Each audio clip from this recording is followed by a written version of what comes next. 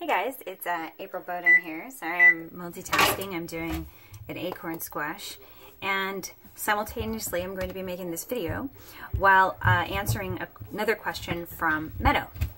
Now, Meadow has been watching this series that I've been doing on narcissistic abuse, narcissist, and she wanted me to elaborate on, so I'll show you the acorn squash, because it can be distracting when there's things going on in the background. You don't know what they are. So we'll simultaneously be doing a cooking demo, because I ran out of butter, so I'm going to be using coconut oil and honey and cinnamon and making this seasonal, vegetable, lots of fruit, really. But anyway, so back to the trauma bond. So trauma bond, I've brought it up in a few videos because it's the thing that causes a lot of empaths to stay in relationships with abusive narcissists or just abusive people in general, manipulative people. And then they might feel sort of inevitably attached to the abuser, and the other people around them, friends and family and stuff, are all saying, this person's horrible, and they don't necessarily understand why the empath would be in a relationship with somebody who's so abusive to them when, everybody else can see it. Everyone seems to be able to see it but the empath. And it's not generally that the empath can't see it, it's that they have a trauma bond. There's something that binds them to their abuser that makes them feel like they're kind of soulmates, or that they're twin flames. They're connected to each other in this, profound way, this sort of like otherworldly kind of way. And so anyway, so what is the trauma bond? So trauma bond is most associated with Stockholm syndrome. So Stockholm syndrome, if you haven't heard of it, is the Stockholm syndrome is where a victim basically falls in love with or has an unwavering loyalty to their abuser.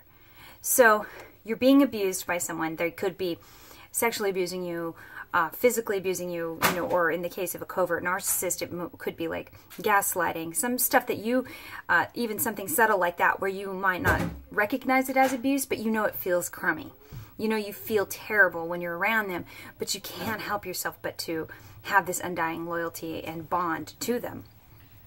And so what happens is that while this person is abusing you, they're also simultaneously giving you some kind of positive reinforcement.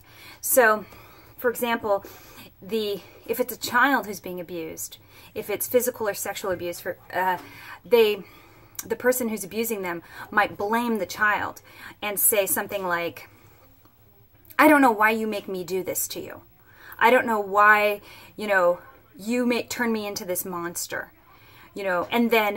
and then turn around and say, the only reason that I have to, beat you is because I love you so much. It's the only way you're going to learn, and I love you so much. I love you more than anybody else. They'll often do something like that, very isolating.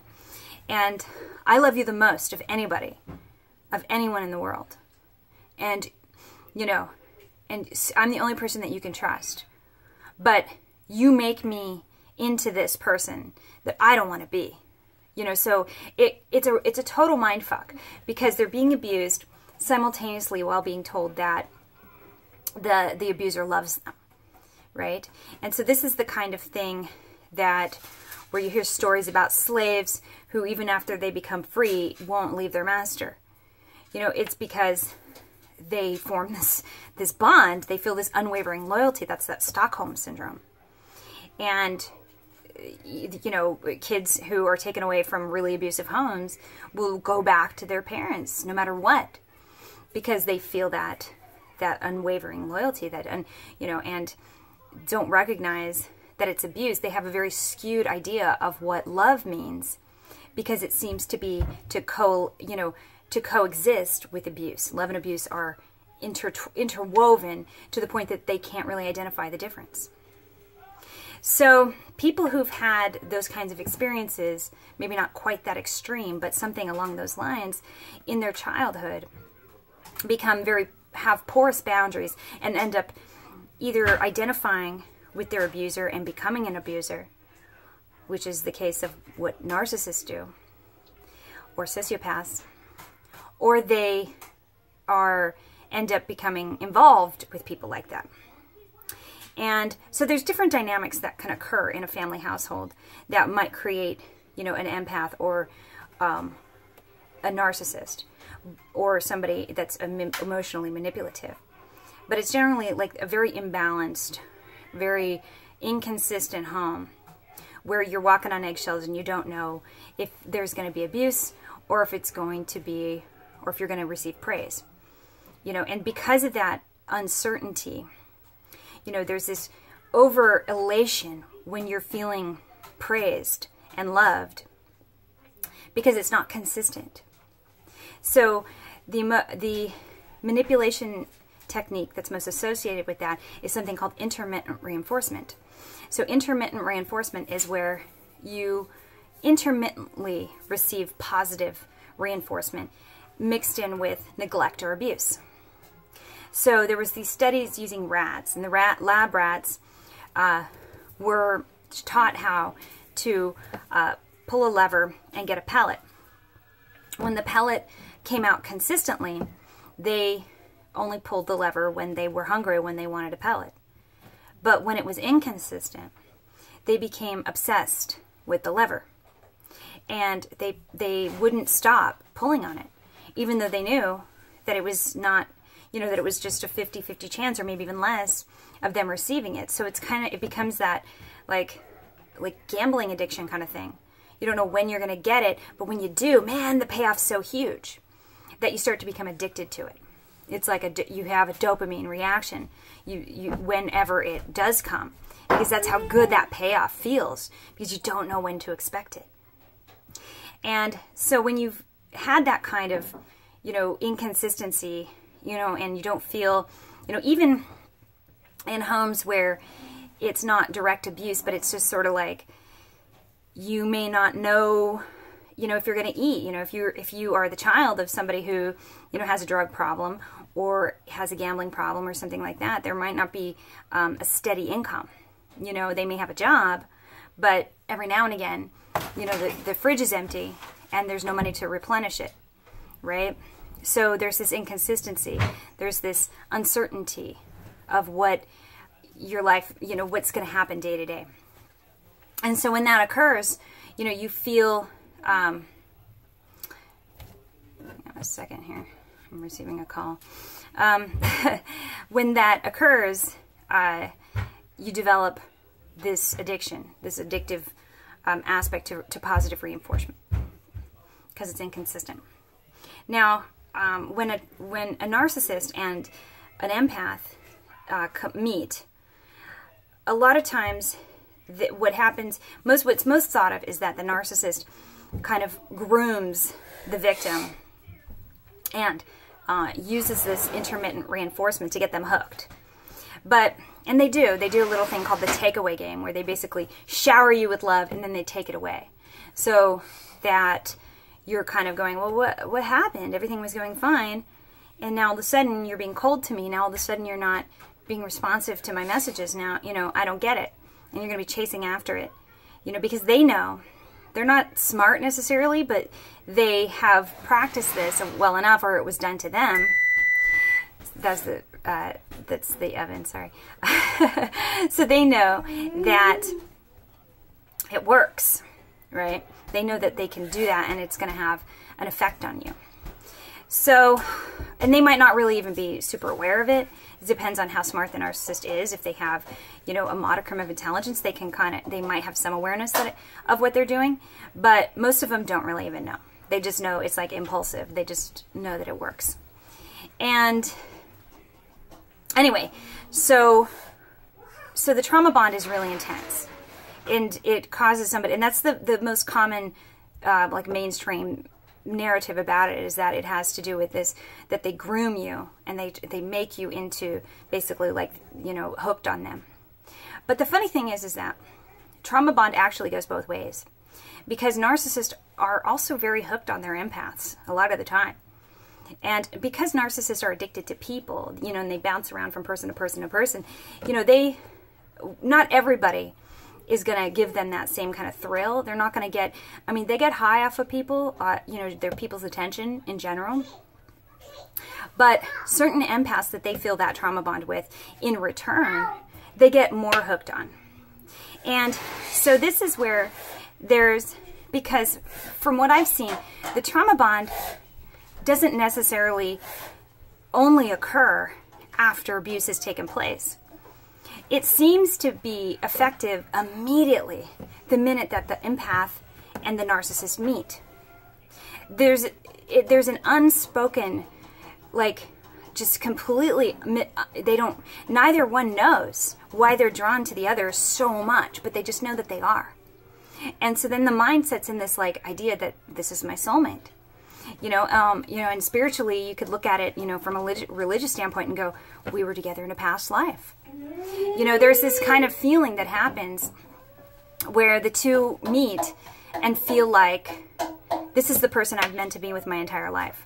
This is it, and that happens often before the abuse even takes place. It happens the minute that they meet.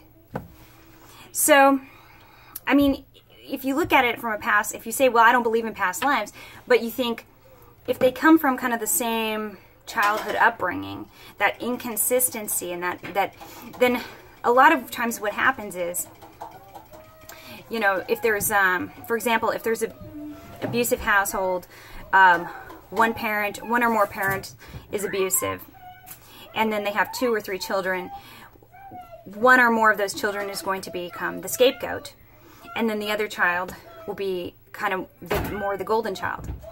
And so, in other words, one child is going to be abused and the other will not. Or will be, but not directly. So one is physically beaten and the other one isn't. And so what ends up happening is, like I said before, one will identify with the abuser, and then the other will identify with the non-abuser.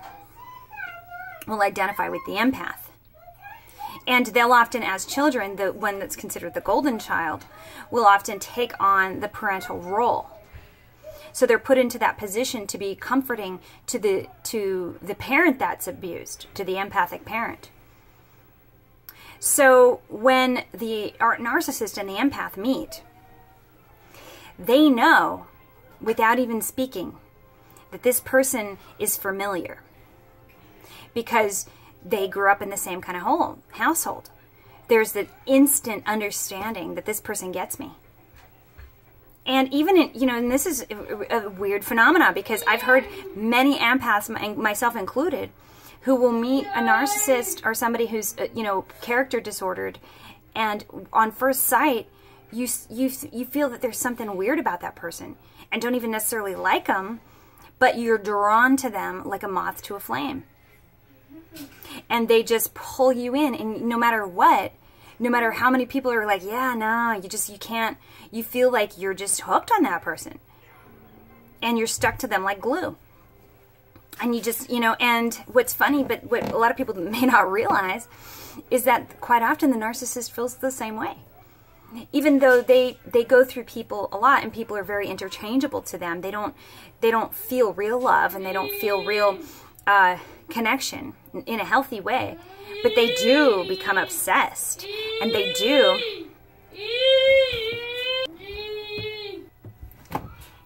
become addicted to certain empaths.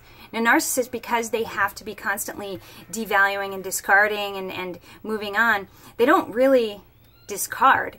H.G. Tudor, who I've brought up a few times, who is a self-proclaimed narcissist expert, he's a narcissist himself. He says that he doesn't call it discarding, he calls it disengagement. Because the narcissist, if they, they're very impulsive and they're stupid, so they'll burn a bridge and not thinking, I may need to deal with that person again later, not appreciating all the nice things that person did for them, none of that. They'll because they're too stupid to realize that they might need this person in their life later on down the road.